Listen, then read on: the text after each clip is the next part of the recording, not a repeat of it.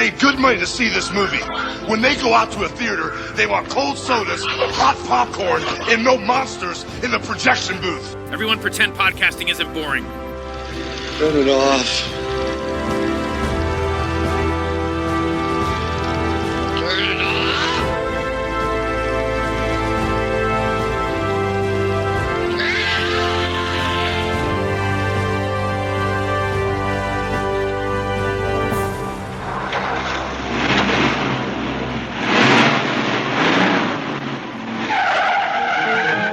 Deux hommes, deux Français. Dans l'immensité d'une ville inconnue. Dans New York, la nuit.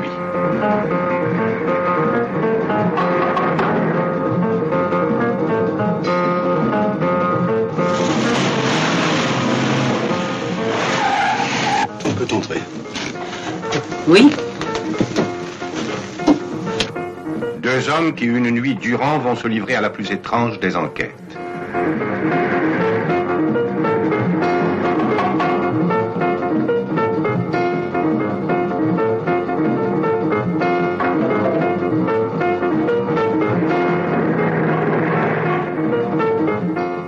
Ces deux hommes vont avoir à répondre à beaucoup de questions.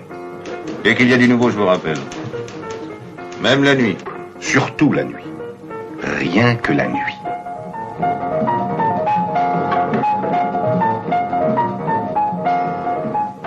Quel genre de messe? Si on allait la voir. Je ne crois pas qu'il ait recours à ce genre de choses. Où est-il? Cette nuit, tu t'es conduit comme le dernier des derniers. Que cherchent ces deux hommes? À qui ont-ils affaire?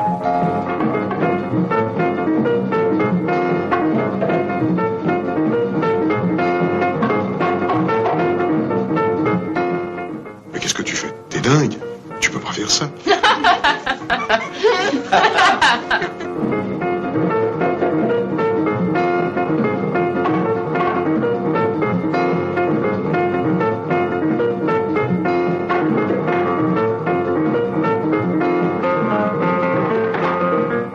Dans les milieux les moins connus de la ville la plus extraordinaire du monde. Vous avez fait cette nuit.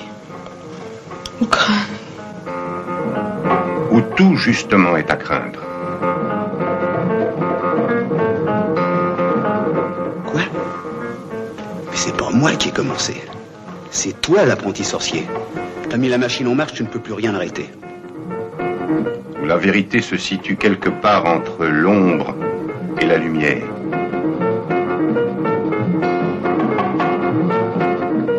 Dans un temps où il n'est plus question de respecter les convenances. Dans cette ville incomparable et diverse, que vous découvrirez comme jamais vous n'avez pu l'imaginer, en suivant deux hommes dans Manhattan,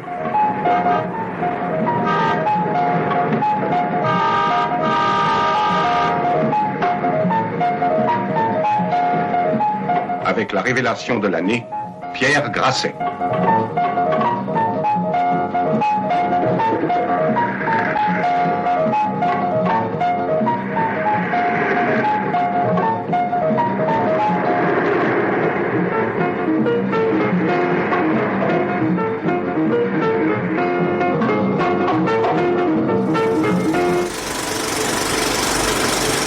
Welcome to the projection booth. I'm your host, Mike White. Joining me once again is Ms. Samm Deighan. Hello. Also back in the booth is Mr. Andrew Leavold. Great to be back. This week we are looking at Jean-Pierre Melville's Two Men in Manhattan from 1959. And you'll never believe what it's about. That's right, two men in Manhattan. It's a detective story about a missing member of the UN who is being tracked down by a journalist and a photographer, but then it turns into a film about loyalty and ethics. We will be spoiling this film, which used to be very hard to find, but now it's out on Blu-ray and DVD. So if you don't want anything ruined, please turn off the podcast and come back after you've seen it. We will still be here. So Sam, when was the first time you saw Two Men in Manhattan, and what did you think?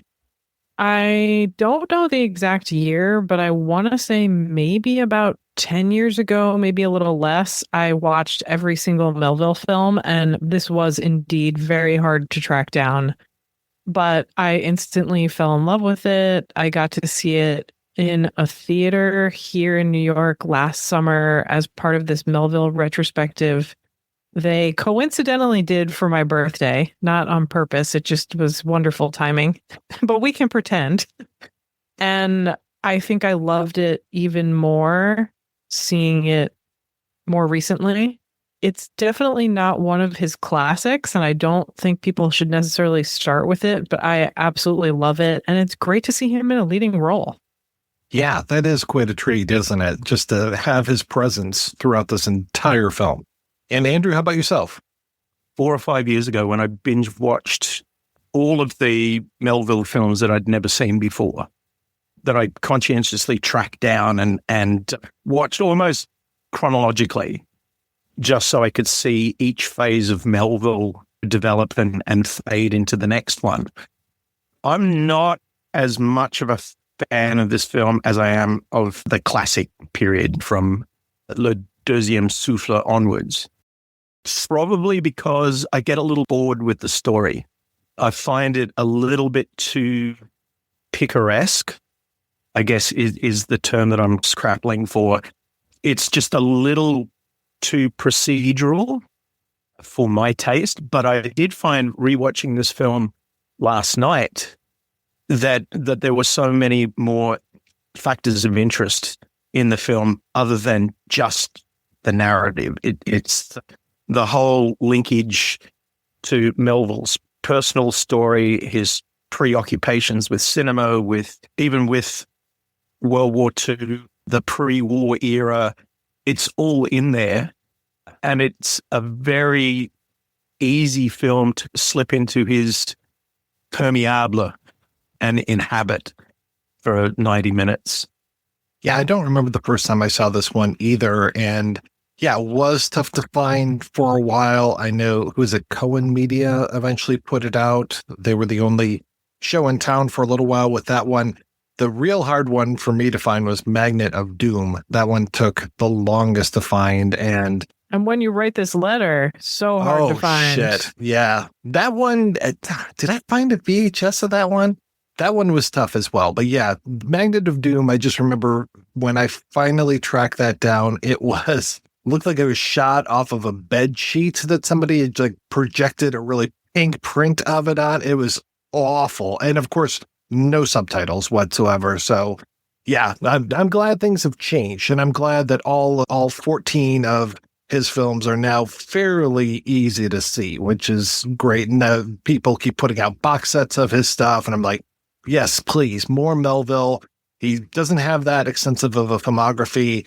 Please just keep putting this out and keep putting out better and better versions. Because watching the print of Two Men in Manhattan that I watched yesterday, oh my God, it is just crystal clear and it looks so good. And the shots of New York are gorgeous. And the interior shots look a little stagey at times, but also crystal clear and just looks so good. And I love the use of the black and white. And of course, I love the vistas of New York City in 1959 or 58, whenever this was shot. And just to have that time capsule of those marquees, sometimes they almost look fake because they're just so well shot. And I'm just like, nope, this is location. I can tell this is location, but the brightness of the lights and everything just looks, just chef's kiss.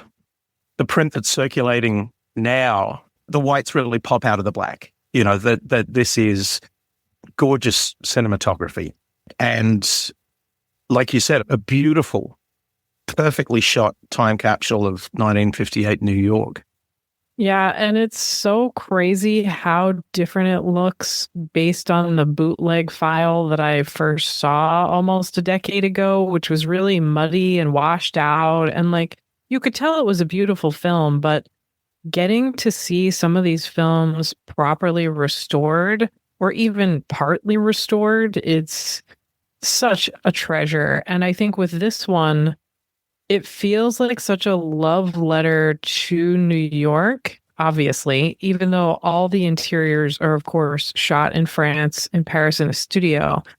But I think with this, you really start to see the changes coming in his career because the budget for this is bigger than Bob Flambeur, still not big at the time by French major studio budgetary standards. To your point, Andrew, earlier about how the plot doesn't really do it for you, I feel like he was not in this to care about the plot in a way. It's like he just wanted to be able to shoot in New York, and it reminds me a little bit of Bob Flambeur in the sense that it's a movie about a guy hanging out in a city who just loves that city, except he's transplanted. The perfect place to transplant his main characters would be Manhattan. If Bob Flambeur is his love letter to Montmartre and Pigalle, then he found the perfect place in America, the center of vice, the burlesque houses and the strip joints, the upmarket brothels of Manhattan. You know, he's found in America the perfect place to replicate that demimonde that he celebrates in Bob Flambeur. And we have somewhat of a similar beginning too, with the voiceover and the beautiful shots of the city. We've got those opening credits, which are really nice, with where we're both in the back seat of a car and going forward, and then we're also in the front seat of the car and going forward and seeing all those credits. I thought that it was all back, but then I did notice some from the front as well. And then we go into this voiceover talking about, the old gas lights, and we do have some images of gas lights. And this whole thing of the United Nations, and it's interesting that he tells a little story about this Irish boy, an Italian, and a Jew, and it's like these three coming together. The trio neatly symbolize the great glass building on First Avenue. And I was like, oh, it's their own little United Nations. That's nice. And I'm like, this is very, like you're saying, very similar to Bob Flambeur, where you're visiting Montmartre and going around the streets and then up to Bob's place. I'm like, oh, this is a very nice way to set the stage.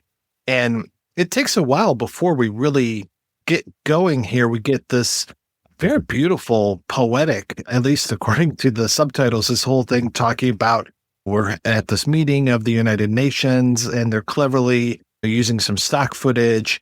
And yet there's one person that's not there. And there was an empty chair there today. And then really becomes this whole mystery. What happened to this French diplomat? And becomes that's the whole crux of the story, is trying to find this guy. And it's interesting how they find him, and then when they find him, where they find him, how they find him, and what they decide to do with the information around that.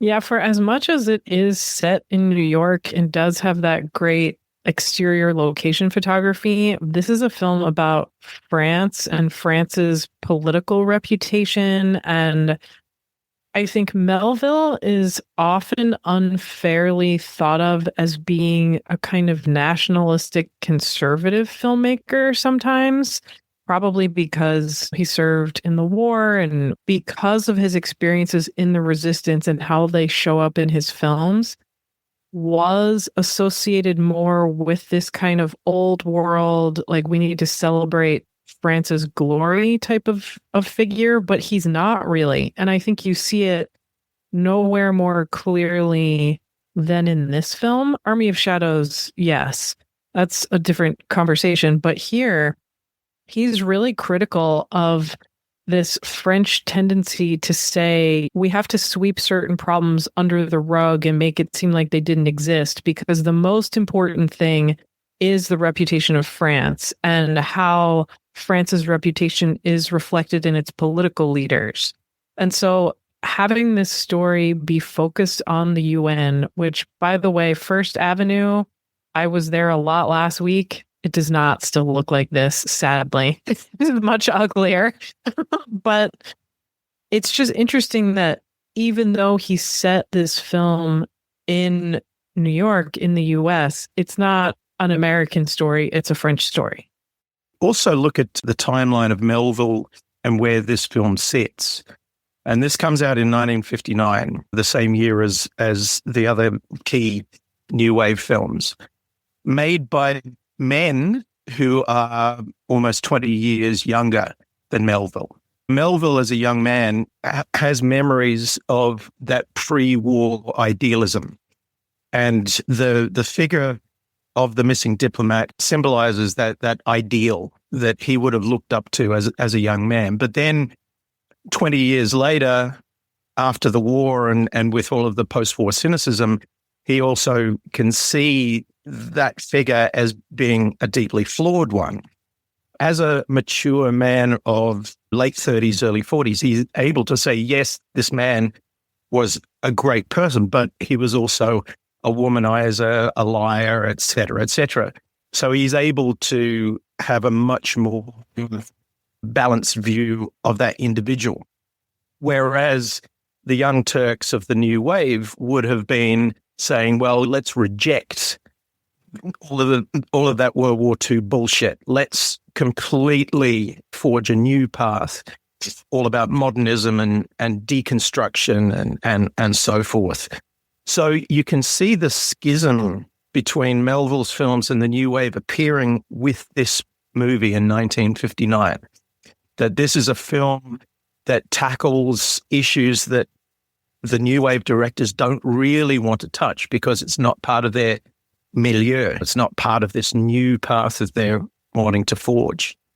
Well, and I think some of that has to do with the form and the structure of the film, which is much more classical cinema, much more referring back to 30s and 40s Hollywood, which the New Wave directors did in a different way. I don't even think it's just the way that he represents the politician, but it also has to do with the way the story itself unfolds and how the characters are presented as people. Like, these are the two protagonists, a journalist and this wonderfully disreputable photographer. They're middle-aged guys. And so you don't really have too many of those early New Wave films about middle-aged people. Watching too many of the 1958, 59, 1960, watching too many of those French New Wave films in a row, it's like these are all about annoying teenagers. Or annoying early 20-somethings. So the vibe here is very different.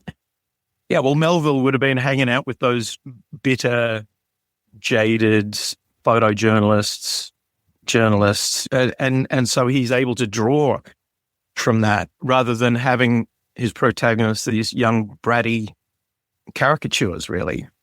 Melville, at this point, he's still forming his reputation with The Silence of the Sea, Les Enfants, The Terrible Children, Bad Le Flambert. And Bad Le Flambert is a crime movie. And then we go back into this one. We've got Leon Morin Priest, which is definitely not a crime movie. Then Les Doulots. And it's just, we have this reputation of him being this crime director, but there's really a lot of crime in this film. There's like an attempted crime, I guess you could say, with the photographer and the way that he's setting up a scene later on. But when you find out that there's this diplomat who's missing, you're like, oh, well, there's got to be foul play. He must have had his fingers in something.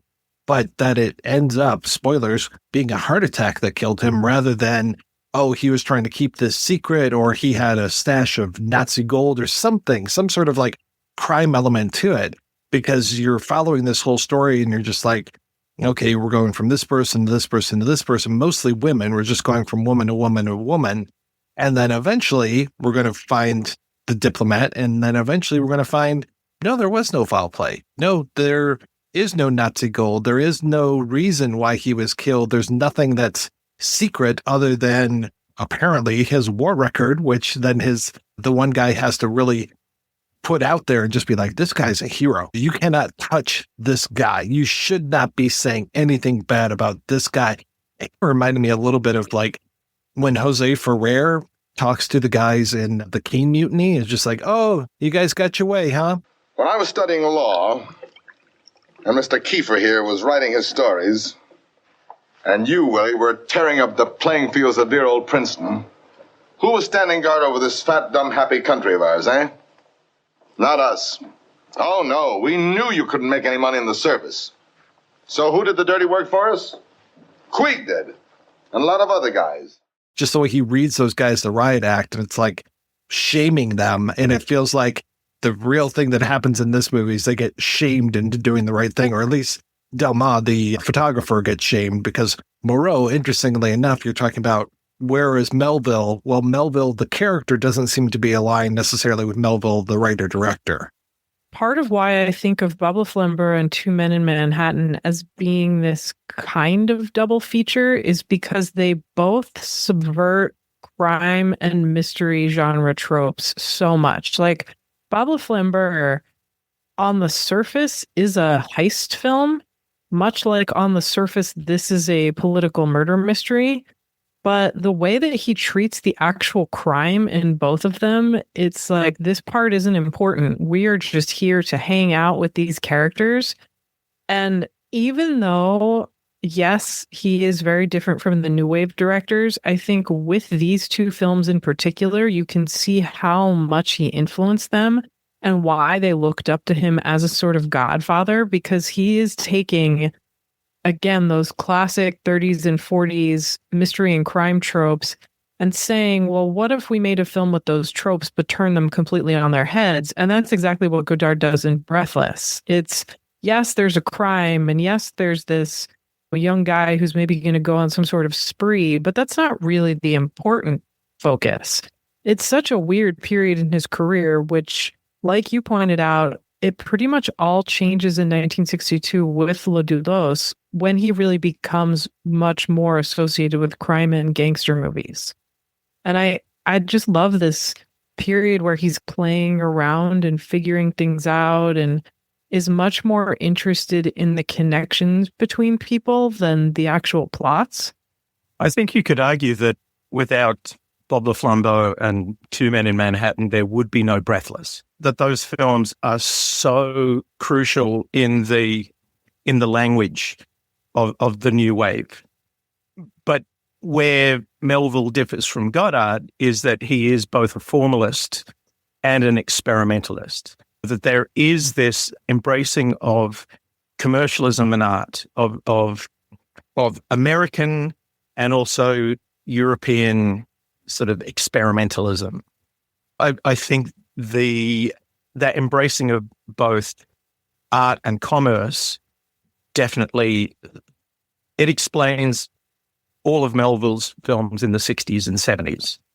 Yeah, and I think it connects him the most closely to somebody like Claude Chabrol, who those new wave whippersnappers would be nothing without, because he wasn't as old as Melville, but he was a couple of years older than the rest of them, with money from the family that he married into wisely.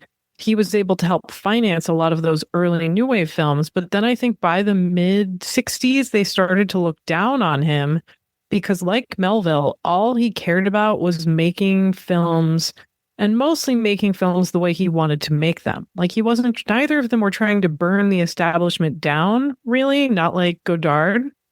They were just trying to go on a adventure of their own making and do what they wanted to do. And I think they both wound up turning to crime films because that was where they were able to make money. So it's like you see that in both of them. I think you see this really fascinating blend of an experimental director making the films they want to make that are often passion projects, but also making films. Like, they're not trying to be anti-mainstream. They're just trying to make the films they want to make. They're independent filmmakers. Yeah, especially Melville. Especially Melville, who has to build his own studio just to be able to make the kind of films that he wanted to make. So ballsy.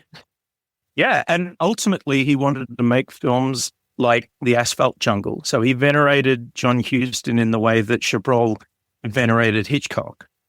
And it's because of that embracing of mainstream Hollywood that turned them into the pariahs of the new wave. They were independent of schools of thought, such as the new wave, that were very didactic in their approach. These guys just wanted to make films because they loved cinema, not because they wanted to make a political statement. the more you watch these films as you age, I think it's so easy to see young Godard and Truffaut as suffering from the typical 20-something problem where you're so convinced you're right. Whereas I think with Melville and Chabrol, they were just like, yeah, I'm here to make films. I don't need to be right. I don't need everyone to agree with me. I just want to make something beautiful and poetic and also entertaining to watch. And I think with Two Men in Manhattan, he's still really reminding you that he is an independent filmmaker and was really, and I think it's easy to forget this, but was really the first person making independent films in France outside the studio system. And it is frustrating to see them push back. And like the reception to Two Men in Manhattan was not great. I think the mainstream French audience thought, why is this guy making a movie about Americans? Who cares? Like, we want French films, even though it's clearly a story about France and French people. And even the new wave was kind of like, yeah, it's fine. And decades later, I think people started to see it for being as interesting as it is. But it's like, this is still a young independent filmmaker in what is basically the first decade of his career. He's having a good time. He's in New York to solve a mystery. Was that a Ghostbusters reference?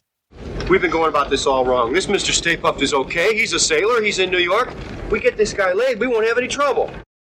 He's working things out, as any good experimentalist, as any true author would. And he's working with what would appear to be competing aesthetics. Documentary style, handheld footage, more formal studio-bound sets, and obviously to some people who are bound up in the new rules of the new wave, that was not fitting the rule book. The competing styles were not hip enough. That Melville was also embracing American culture and all of the signposts and signifiers that he embraced as a cinephile.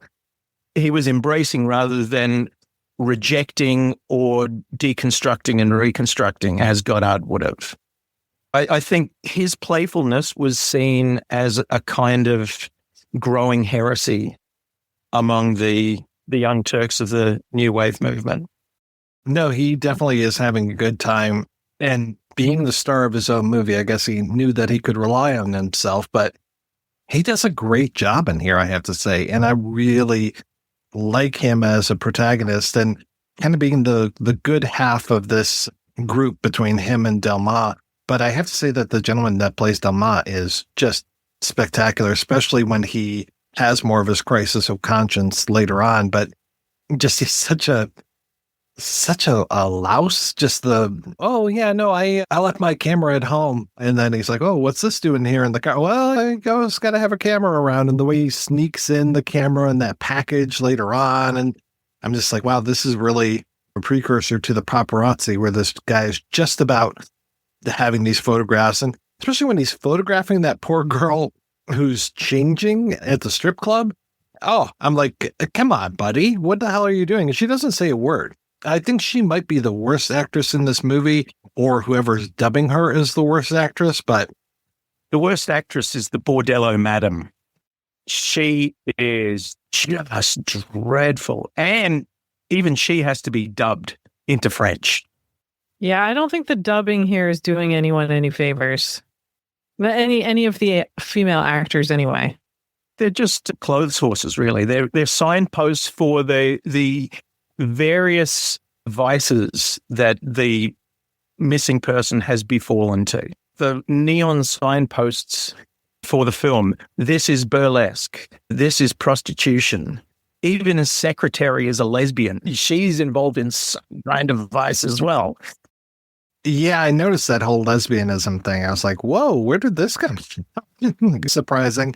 And then you've got those weird jokey moments with the nosy neighbor that Delmas has and the way that Melville's kind of taunting her a little bit. I'm like, okay, yeah, all right, this works. No, yeah, that was a little clunky, but yeah, I was okay with that. This whole movie, there are different levels of clunkiness. Like we've brought up the whole cinematography looks gorgeous. I think everything looks beautiful, but yeah, I think just the pacing, and then like you're saying, it's like the women just being these objects that they're trying to get information out of and wending their way along. That's a little difficult at times. And I think this is the classic Melville problem that a lot of people wring their hands about, is how he treats the women characters in his films, which is usually their signposts or signifiers that just represent something pointing back to a different male character. And I think I'm so used to it because I just keep watching his films that it maybe doesn't bother me in a way that it did at first. And I also think where this is placed, it's not like those later films where there aren't as many female characters. This is right in the same kind of window as Leon Moran Priest, which has one of his greatest and most well-rounded female characters. But it is really interesting that they're basically trying to investigate this guy's life. They can't find out too much about it because of the nature of his role in politics. And so they're going through these snapshots of different women he's involved with. And it does remind me of the sort of older pulpy novels where you have a detective or a reporter surrounded by dames. Like everyone in this movie is a dame, basically. I think there might be a couple broads in here as well, and maybe a chick, but definitely, yeah, a lot of dames. Maybe except for his daughter, who's the only slightly more rounded, sympathetic character, because she's aware. She's not living in the same narrow bubble that all the other women characters are living in. No, well, the wife is a paragon of virtue. Right? The wife is completely clueless, therefore a very one-dimensional character. Like you said, the daughter has a lot more depth to her, but then the rest of the women are all, I would suggest, floozies. Even more so than dames, they're floozies. There's a variety of flues happening here. There's one woman who's a literal prop. She's just as in Delma's bed. And that's all she's just in the bed. And then there's a part later on where Melville or Moreau is coming back to look for Delma because he's got the film. He's taken the compromising photo that he staged of the diplomat after they find him. And he's trying to track him down. So instead of it being like cherchez la femme, now suddenly it's cherchez la homme, and goes back to his apartment. And I swear the woman's still in bed. I could be wrong, but it's like... No, I think she's still in bed. Still in bed. Okay, so yeah, she's just there. He never interacts with her. We never see her. She never stands up or anything. Yeah, it's very, very interesting the way that... Maybe it's her day off. Let the woman lounge in bed. Plus, she probably has a hangover. He's hungover. Yeah, because he throws her a bottle before he takes off and goes out to talk with the landlady or the nosy neighbor. That's her one acting. Yeah, hair of the dog. And this takes place over one night. So, let the woman sleep in, for God's sake. I do really like that. I like how we start. We start with the morning, and then we get that transitional shot after they introduce the UN, and we go to night. And then, yeah, this whole movie is in darkness until the very end of it when we finally come out and have everything looks different in the light of day kind of thing. And I also noticed that there's a lot of record players in here, and they talk about how things are being transferred to vinyl in that UN scene. When we go into Delma's apartment, we follow the cord along until we get to the record player. And then, of course, when they finally do find the diplomat, you've got that great sound on the soundtrack of the record having been run out. I don't know if Lynch was a fan or not, but I mean, it so reminded me of the death of Madeline Palmer and just the incredible use of that ka-chunk, ka-chunk, ka-chunk as the record has run out. It's all part of capturing Melville's various fetishes. One of them being American cinema, but also American culture. And a big part of that would have been American music. Oh, yeah, the jazz score on this. Yeah. And jazz being one of those sort of signifiers of the underworld, along with prostitution and burlesque and so on. So I think really jazz and all of its various instruments, including the record players that it's played upon, are all part of the film's DNA. So deeply part, and of course you've got the same guy doing the soundtrack who then goes on and is part of Godard's Breathless. Godard would have been taking notes going, who's this guy? If he didn't know him already. Melville's only other real major, although I'm putting major in air quotes here, major acting role is for Godard. So he was clearly worshipping at the altar of Melville a little bit here, as he should have been. Yeah, and then that interesting fact that you've got the close-up of the cigarettes, and it's like, oh, this was Godard's cigarette brand, so I'm throwing him a bone here. It's cute. It is cute.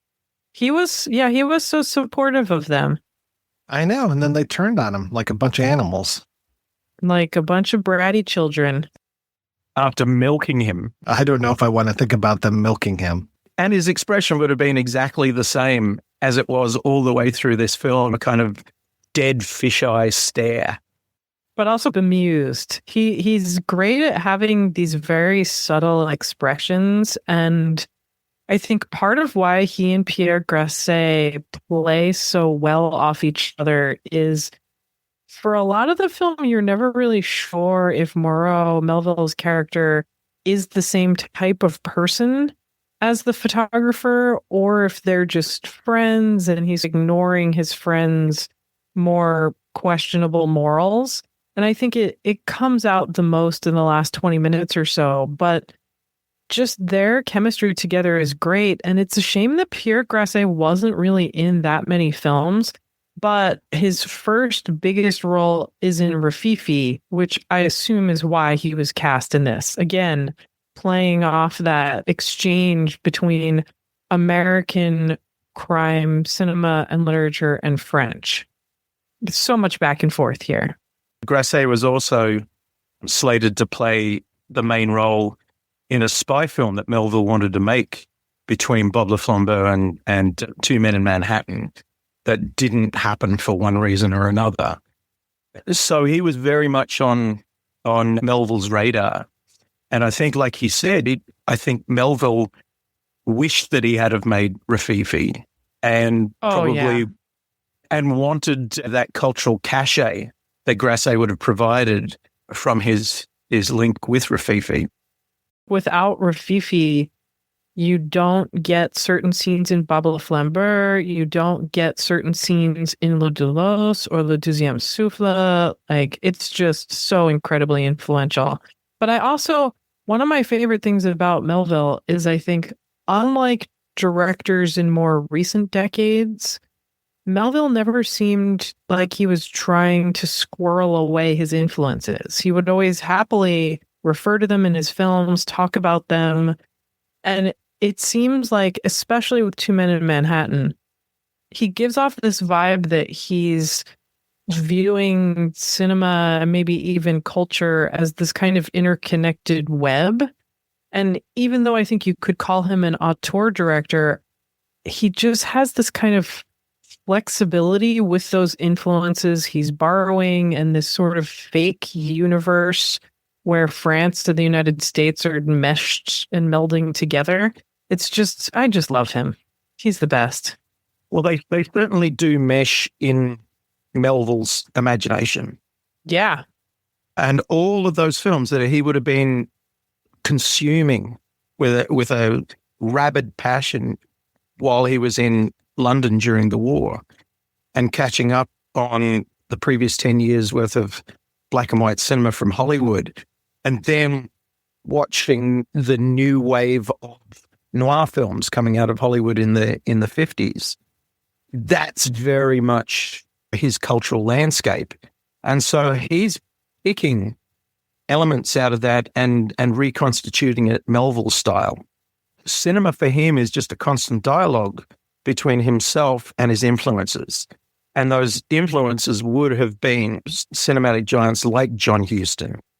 But I think it also connects back to just what's going on with film noir more broadly, which is, if you think in more classical academic definitions, film noir is a distinctly American thing, but so many of the key directors were Europeans who were driven there by World War I, World War II. And so to me, it has that very similar thing that you were just talking about, this kind of dialogue. He's just picking up the torch and continuing on with that, especially in his work in the 60s. But I think Two Men in Manhattan really looks forward to those films. I'm just amazed that they were able to pull off this American-French co-production. And I thought it was very clever the way that you mentioned how the exteriors are all New York, interiors are all set-bound inside of France. And just that blending of those things, and where your actors are, and just having the two men just being your main people that are outside and inside. We're talking about how kind of useless the women characters are, except for maybe the daughter. And yeah, I just found that interesting that the name of the movie is just Two Men in Manhattan. That's such a simple title. Just, this is what it is. And we're really paying attention to these two men and their relationship with each other, as well as the outside world. Well, they're also the only two characters who are able to cross into different worlds. Everyone else, both the female characters and the other male characters, are generally confined to set worlds, whether that's the world of the UN and politics, whether it's the world of the higher ups, like his bosses at the newspaper, whether it's the world of the diplomat's family who are in this upper middle class, very cushy existence. And maybe the daughter knows that these other things exist, but she doesn't actually go into those worlds in the same way. And so seeing them traverse all these different social landscapes, I think, is a really fascinating part of the script, at least for me. Well, yeah, it's like we go from the Mercury Theater, which I'm wondering if that's supposed to be a Wells reference, because really the structure of this seems so Citizen Kane to me, with the way that we're investigating this dead man. They don't know that he's dead, but they're investigating this dead man, basically. And rather than finding the sled, they're looking for the right woman when it comes to this stuff. They go right from that over to the recording studio, the Capitol Recording Studio. We've got the torch song singer and her thing that's going on. And then I think pretty soon thereafter, we go to that brothel that you were talking about. And yeah, just the entree. I love how Delma is like, oh, Virginia Graham, she's going to be recording at the Capitol tonight. We need to go over there.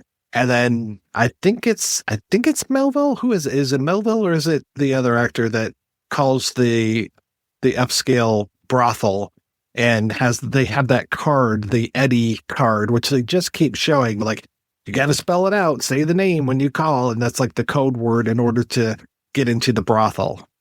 Yeah, it's a great slice of all these different little social universes in New York, and also connects back to that joke at the beginning, how these different types of people are coming together.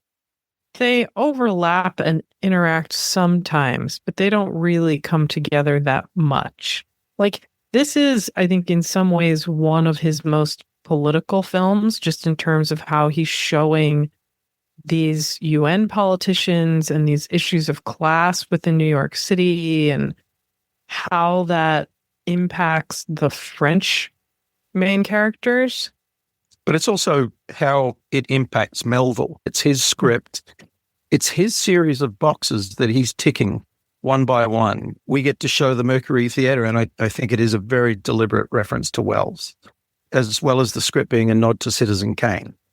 I think that he wanted jazz in there, and so you've got the jazz studio, you've got the burlesque house, you've got the strip show, you have a whole series of checks, and Melville is just ticking them off in this film one by one in a very methodical way, and I think that's his own personal procedural, is making sure that you get as many of his obsessions cataloged in the film, one by one. He is a very methodical filmmaker. Yeah, and it pays off with something like this, where every piece fits into another piece, fits into another. It's just, this is the definition of a procedural. We went here, we started here, we got this information, we moved on it here. Even when it comes to the daughter character, the way that she's introduced, I thought that was very clever, the way that it's Melville's Moreau character going into the one guy's office as she's coming out, and the way that she foregrounds, comes right up towards the camera and stops there. So we get a great look at her, and we know that she's somebody very special, because otherwise we would just, at the end of the movie, we'd be like, who the hell's this? They give us that nice close up. And she's also wearing that leopard fur coat. You know, you can't miss her. It's practically slapping you in the face. Yeah, there are great clothes in here, as there are in all of Melville's films. He is very, very deliberate, very meticulous, very methodical, like does not have a casual detail anywhere. He's wearing a piece in this, right? I think so. He's got to be, I would think, because this is right before Breathless, and he doesn't have that much hair in Breathless. Yeah, maybe those 2 years that year made a big difference. Maybe the savaging by the critics made him tear all his hair out. I don't know. And I don't understand why they were so negative about this. It's just like, okay. I didn't think it was terrible. I didn't think it was the best Melville I've ever seen, but I would rather have middling Melville compared to some great films by other filmmakers, because his garbage is better than other people's classics. Totally agreed. It's that critics, by and large, don't like things that are new or different. Don't really like things that are experimental. And this does have a very casual attitude to its crime story. And so I think if you go into this thinking, oh, we're going to watch a crime film about this reporter investigating a missing diplomat, Melville's like, actually, we're just here to chill. There's no scandal twist at the end. This guy's just a regular seedy politician. Nothing special about him. He's just yet another womanizer. And yet critics see that lackadaisical approach to the material as amateurish, and he was called an amateur. Which is so frustrating. The thing that I dislike, or I feel bad for Melville, is that he really seemed to take it personally. Like the interviews about this, he seems very, very guarded and very quiet about this film, where it's like, no, be proud of your work. But I think he ties everything to like critical and box office. Those are your scorecards, right? When you are a director, but it's like, no, it should be the satisfaction of making these things rather than it just being about the money or the critical reaction. Because of where this comes in his career, he has to care about the money, because Bob LaFleur does really well in the box office and has a smaller budget than Two Men in Manhattan. And because that does so well, it allows him to get a bigger budget. And so I think he saw the critical failure of this film and the lower box office receipts as the sort of panic-inducing, like, what if I don't get to make more films? So I understand it, but it is frustrating. But of course, it led to Léon Morin-Priest and Le Doulos after this, which are two of his greatest films. All right, we're going to take a break, and we'll be back with an interview with Ginette Vincendeau, the author of Jean-Pierre Melville, An American in Paris, right after these brief messages. 007, The Sixth Sense, Sweet 16, 9 Songs, 7 Brides for 7 Brothers, 12 Angry Men. In the versatile world of cinema, numbers are everywhere, and on the Film by Numbers podcast, we explore just about any aspect from the movie world. From film history to filmmaking to specific movements and directors, and much more besides, each topic on Film by Numbers is dictated by the number of the episode. Brought to you by Outward Film Network and hosted by me, Phil Slatter, and filmmaker David Woods, we will take you on a journey across the vast landscape of film, with interviews with award-winning filmmakers and academics, and featuring discussion, debate and recommendations. Available on all the main podcast providers. If you love film, join us at Film by Numbers.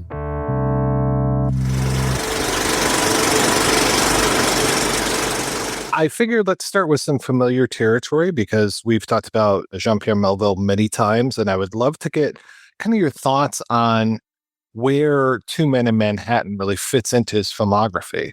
I want to say thank you for asking me to talk about this film, because I realized I hadn't seen it for a very long time. And so I watched it last night. And what an interesting and very odd film it is. I think that the best way to place it in Melville's career is to say that it's a kind of hybrid and transitional film, because he made it in 1959, 58 came out in 59. So in French cinema, we're in the middle of the arrival of the new wave. And the films that Melville had done previously, especially Bob le Flambeur in 1956, his gangster movie, were very much admired by new wave filmmakers. And so he was a kind of model for the new wave in that respect, as somebody who worked as an independent filmmaker and didn't belong to the mainstream. When we look at Two Men in Manhattan, what struck me, particularly looking at it last night, is in many ways that it is a new wave film because it's shot on location. There's a lot of location shooting in Manhattan, as the title announces. There are, of course, indoor scenes which are shot in studio. But nevertheless, what is striking from the very first image of the film, the credit sequence, is kind of night shots of Manhattan and traveling through the city, the darkness, the lights, the cars, the taxis, and the kind of New York iconography of the buildings, the taxis, and so on. And then the end of the film, again, we are also on the streets of New York in the morning. So the film has taken us through a whole night where there's two characters, one of them played by Jean-Pierre Melville himself, looking to solve a particular mystery, the disappearance of a French diplomat. It's very much like we are in the city of New York, in Manhattan, and Melville really indulges in a way in a sort of love letter to New York. It's a film with a lot of jazz music. It's a film that really adores the city of New York and takes us through it. At the same time, it has a lot of indoor shooting, but also on this kind of love letter to Manhattan, to American culture, diners, restaurants, jazz clubs, taxis, and so on. The theater, we're taken through theater, nightclubs, kind of a lot of cultural icons of New York. And then in the middle of it, Melville puts a story that has to do with the French resistance during the Second World War. And that, in a way, is very much important to Melville's interest. I mean, he, in a sense, American culture and the resistance, you might say, are the two things he was most interested in, and American culture and American cinema, of course. So he manages in that film to combine the two, but it's by no means an obvious mixture. And when the film came out, it didn't do very well. People were very puzzled by it and didn't like it. And even the people who had worshipped Melville before, like Godard and Truffaut and so on, they lost interest, and people thought the film was odd, was awkward, was badly made, was a kind of too hybrid in a way. So I think it's that today, to me, seeing it today, it's fascinating precisely because of those different corners of the culture that come together. But certainly at the time, it didn't do very well, and I think it's for that reason. So, and it's because the film did very badly at the box office and critically as well, that Melville decided to change his filmmaking. And after that film, he decided to make films that would be more mainstream, to use big stars. And he made a film with Jean-Paul Belmondo, for example, Léon Morin-Prêtre, and then started the series of films that have made him very famous, of those great film noir and thrillers that he made in the 1960s. Two Men in Manhattan is, if you like, is the transition between the work he did in the late 40s and 50s of kind of experimenting with different kind of films, different kind of projects as an independent filmmaker, and then in the 60s, moving on to films that were extremely innovative and original, but fitted within the genre of mostly the police film or the thriller. So that film, Two Men in Manhattan, it's a kind of pivotal moment between those two main phases of his career. Last time we talked, we discussed Army of Shadows, and we've talked in the past about the role of women in Melville films and the importance of Simone Signoret in Army of Shadows. Not very many important women or really well portrayed women, I would say, in Two Men in Manhattan, with maybe the exception of the daughter character. You're absolutely right. In one sense, you might say this is true of his films in general. And as you pointed out, films like Army in a Shadow and so on, his thrillers like The Samurai or Le Cercle Rouge, The Red Circle, women are even more marginalized. In Two Men in Manhattan, Melville plays a journalist called Moreau, who works for Agence France-Presse, for the French news agency in New York. They discover a diplomat has disappeared, so they're looking for him. And he takes as his acolyte a photographer, but a photographer who works for a kind of scandal sheet and is out looking for a scandal. And they decide to pursue their quest for this man who's disappeared through meeting women who've been associated with him, who were his mistresses. So one is an actress in a theater, one is a singer, and so on. And one is an escort, prostitute. And there is a mysterious car that follows them through the night, and we only realize at the end that it is the disappeared man's daughter. So yes, she's important, but on the other hand, she's hardly seen most of the time. So she has an important role narratively, but actually on the screen, what you see are those men. And when they have an interaction with the theater actress, perhaps the most important one, they're fairly brutal with her, especially the photographer. In a way, it fits within Melville's kind of hyper-masculine universe. And that's kind of true whether you're talking about the Army in the Shadow, so a resistance movie, or you're talking about films about contract killers like A Samurai and etc. There is one exception in Melville's work where a woman has an important role, and that is Léon Morin Prêtre, which he made after Two Men in Manhattan. And that is because it's based on a novel written by a woman who it is mostly autobiographical. And although the priest is, of course, the title of the film, and he's played by Jean-Paul Belmondo, who's obviously a big star at the time, the woman who's played by Emmanuelle Riva, she also has she has a much more important role than any woman in any other Melville film. But in Two Men in Manhattan, we are in that kind of film noir territory where the narrative is driven by men and the women are, in a way, there is a sort of femme fatale element, but it's very muted and really marginal to the film. There's a lot of talk of the past in Two Men in Manhattan. They, obviously it's coming out in 1959, shot in 1958. They talk a lot about the war and the resistance, but then there's discussion kind of towards the beginning where they're talking about longing for 1925 and the Roaring '20s.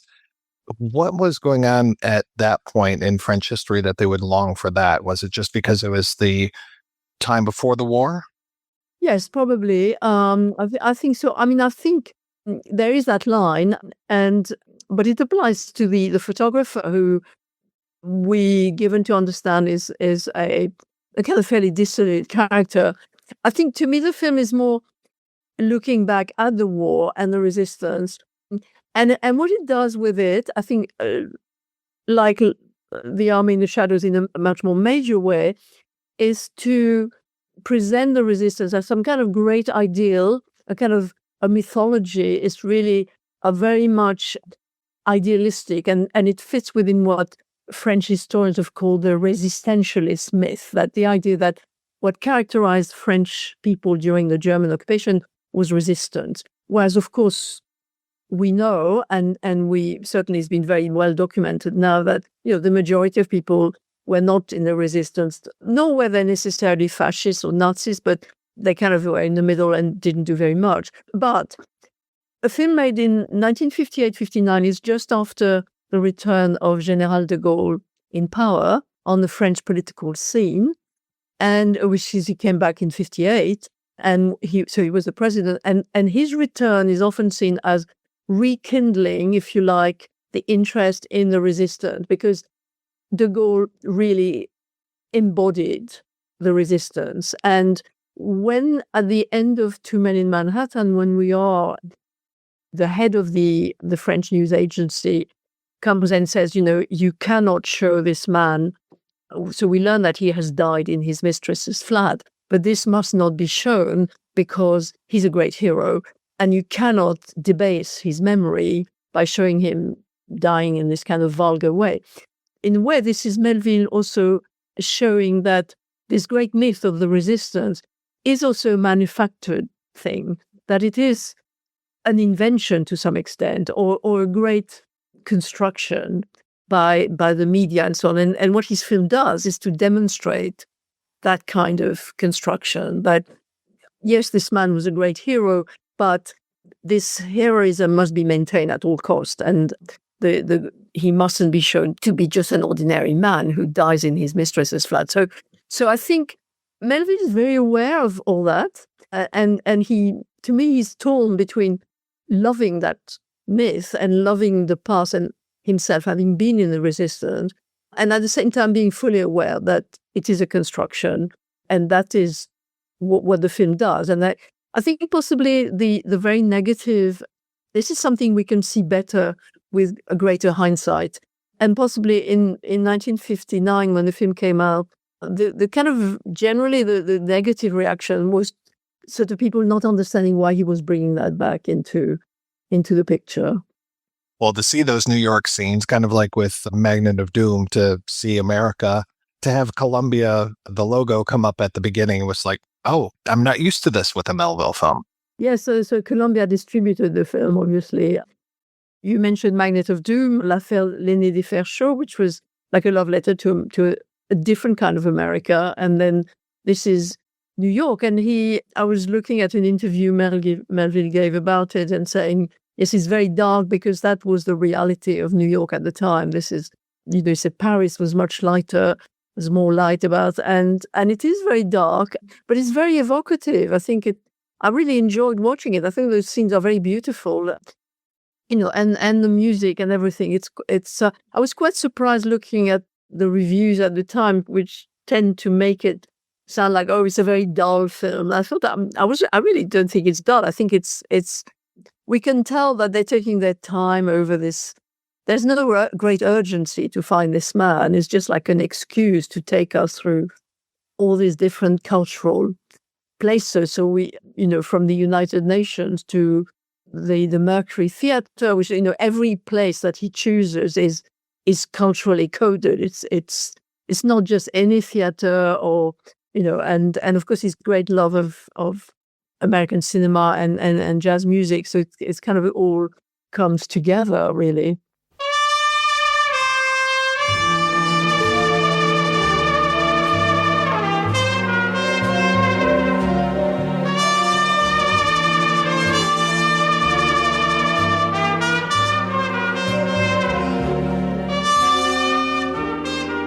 All right, we are back and we are talking about Two Men in Manhattan.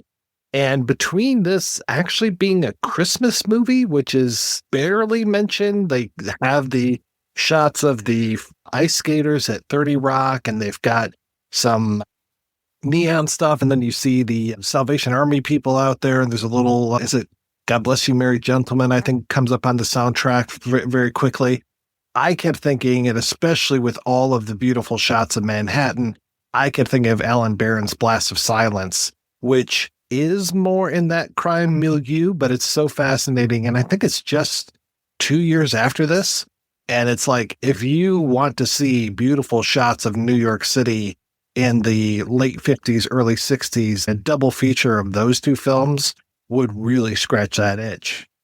Yeah, that's such a wonderful film. I got to see that on 35 millimeter in November, early December. And the screening this is at the beginning of the Christmas season. And I definitely have a a love for movies that are incidentally Christmas films, where it's not part of the plot, but it's clearly taking place during the Christmas holiday. And that one, I think, is way more grim than this. Oh, yeah. Just thinking about Larry Tucker and his bird and all that. It's interesting that that one is much more, for me anyway, a story about men and just like how men are supposed to be and the way that men act. And it is interesting, though, that it's also about the way that men fuck each other over. And then you have that whole thing in Two Men in Manhattan, which, I mentioned at the beginning, like the whole thing comes down at the end to this photo that Delmont takes. And then it's trying to find him, trying to get the film. It's really interesting how they just suddenly changed the narrative to now Delmont is that person who's being pursued and the person you now need to convince you're going to be doing the wrong thing if you publish this photograph. Yeah, but it seems like he genuinely cares about Moreau's regard. And even though, like, there's something about their relationship that makes it hard for me not to create a backstory in my head about how maybe they served in the war together or something. Like, the way that they go about their jobs and the way that they work together makes it seem like they have a kind of rapport and maybe even a way of working together that doesn't quite fit into the context of where and how they're working while the actual narrative of the film is happening. I think I see Moreau as reminding Delmont, like, we are in civilized society now, and there is a way to behave and not to behave. Like, this is not the resistance anymore. And if you have actual moral codes and stick to them, your life will be better, and so will the lives of the people around you. But while I agree that Blast of Silence is much more about these male characters, I think even in that film, their masculinity is defined, especially the protagonist, defined by his interactions with women. And what he sees are maybe his failed interactions or disappointed interactions. And seeing that level of frustration, I think, is what makes it feel a lot darker than Two Men in Manhattan, where they're just hanging out, living their lives. They're not going through, like, the two main characters are not going through any kind of crisis. They're just trying to solve a mystery because it's their job. The way that the main character in Blast of Silence interacts with women and can't really get a grip on things, I can really see him informing like a Travis Bickle, again, with great shots of New York. Another one where it's just like a love letter to the seedier side. Gosh, like you can feel the dirt of when you watch Taxi Driver, and I feel like you can get that dirt under your nails too when you're watching Blast of Silence. Absolutely, in a way that you don't through Two Men in Manhattan. No, it's a very clean world. Even though they're in the brothels, the burlesque theaters and all those, it doesn't feel like we're in a used world. It feels like sets, and it feels like we are in a very, very clean place. That's how Bob LaFleur is too, though. Even though you see some of those grungy characters on the periphery of the film, Bob is the one who very much sets the moral tone and who polices the morality, and he is at heart a gentleman.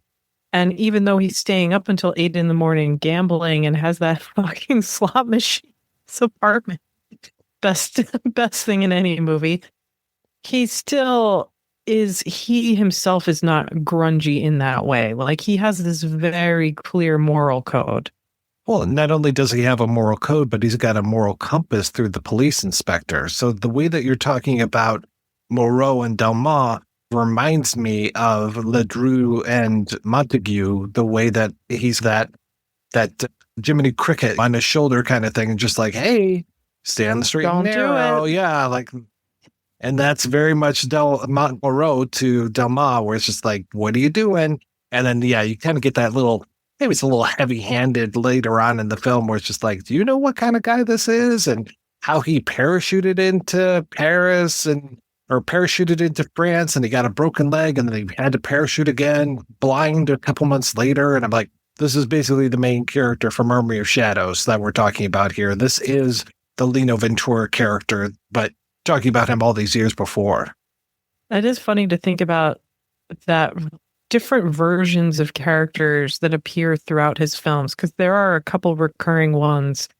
And it feels like, I think this is what we were talking about earlier about how he's so deliberate and meticulous and formalist. I think because he's working through these obsessions and these fascinations and these character types, you can see how they change over time as he ages and the further he gets away from the war. And the further he masters his craft. I don't think that the Jean-Pierre Melville of 1973 would be making Two Men in Manhattan look anything like this, or even concentrate on the same things when it comes to the script. I really feel like this is that entry point. I think, Andrew, you brought up the whole idea of like, don't make this one of your first ones to watch. I completely agree with that. This is much more of it's like for people like us that we want to watch every single one of these films, and we hit this one, we're just like, oh yeah, really good. But I don't think that a normal person would come to this movie and be like, oh, I have to see everything that this guy has done. Maybe they can see what we see, but I don't know. I don't know if a brand new person to Melville comes in and sees this and goes, oh, this guy has something really important and really necessary to say. For us, yes, we definitely see that and hear that and can compare it, see it within the whole body of work. But yeah, I don't know how a noob would handle a movie like this. Well, maybe if we strap them to a chair and tape their eyelids open and make them watch it a dozen times. And the next time they hear jazz, they'll just plots. Or even the scraping of a needle at the end of a record. Pavlovian response immediately. All right, we're going to take another break and play a preview for next week's show right after these brief messages. There are 2 billion people on the earth, and the one motion picture for all of them is On the Beach, the biggest story of our time that now becomes the biggest motion picture event in entertainment history. On the Beach, so powerful, so bold, so vividly realistic. Only these great talents can do justice to its shattering theme. Gregory Peck, Ava Gardner, Fred Astaire, Anthony Perkins. And a sensational new star, Donna Anderson. 5 stars, under the aegis of producer-director Stanley Kramer. Together, they give you On the Beach, a motion picture milestone. If you never see another motion picture in your life, you must see On the Beach. That's right. We'll be back next week with a look at Stanley Kaufman's On the Beach. Until then, I want to thank my co-hosts, Sam and Andrew. So, Andrew, what is the latest with you, sir? 2 weeks ago, I got back from West Africa after making a feature film, not a documentary, but a feature film this time, about an Australian jerk going to West Africa to make a kung fu remake of The Harder They Come with little people. So I'll be touring that around North America and Europe probably second half of 2025. Hope to see you there. Oh, wow. I didn't realize it was going to be that soon. That's fantastic. Oh, we're madly editing right now, and we're looking at the premiere in August 2025. So I'll be running around banging the can very, very soon after that. Well, I will be sure to set up a special episode where we get you on and have you talk about the movie. Oh, man, I can't wait to show you because like I was saying before, you and Sam are pretty much my audience. I think we'll have a lot to talk about. And Sam, what's going on in your world? Nothing nearly as exciting as Andrew's. I guess I should shout out my podcast, Eros Plus Massacre, which I took a little bit of a break because I dealing with wintertime burnout, but I am back. Things I've worked on that have been announced recently. Arrow did this Japanese V cinema box set that is up for pre-order right now. I contributed a video essay to that. It's really, really an amazing labor of love that you should check out. Also, Radiance recently put out Seijun Suzuki's Tale of Sorrow and Sadness. I contributed a commentary to that. And all I do is work, so we could be here for a while with me listing commentaries, but I'll stop at those two. Sam, when is our commentary and release of The Seventh Curse coming out? That should be out soon. It has been announced. It's Seventh Curse and Witch from Nepal as a double feature from Vinegar Syndrome. Yeah, that should be out soon. I'm always the last person to know when things have actually been officially announced. Often I know because people on Instagram tag me in things. And I'm like, oh, good to know this is finally out. Well, thank you so much, folks, for being on the show. Thanks to everybody for listening. If you want to hear more of me shooting off my mouth, check out some of the other shows that I work on. They are all available at weirdandwaymedia.com. Thanks especially to our Patreon community. If you want to join the community, visit patreon.com/projection booth. Every donation we get helps the projection booth take over the world.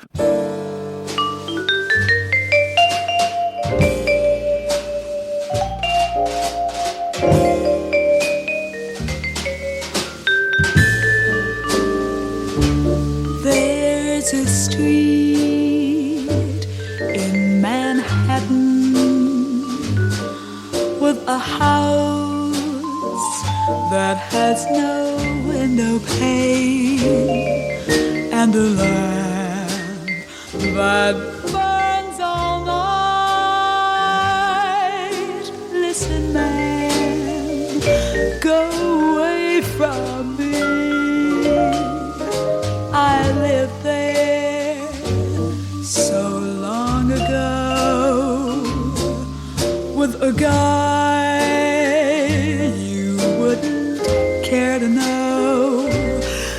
God, it's cold here, nothing good here.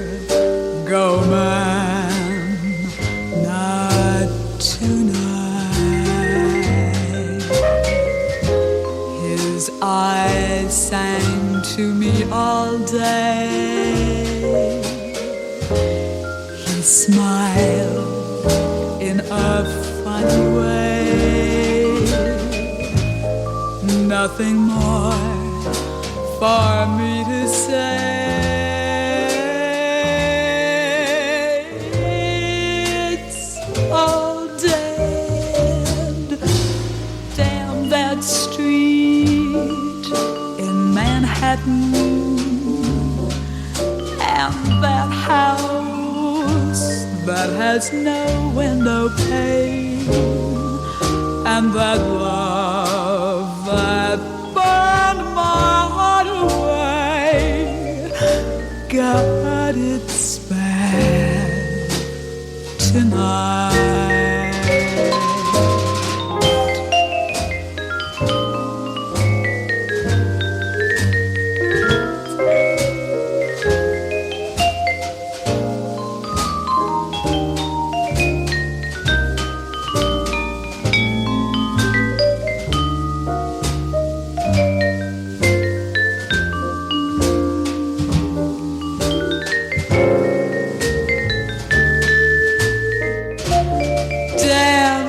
Street in Manhattan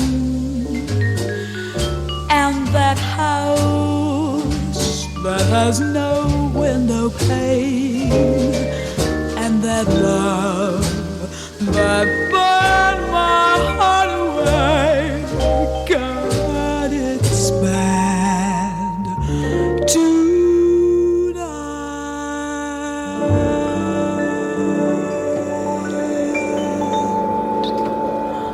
Okay, I'll be back in a minute.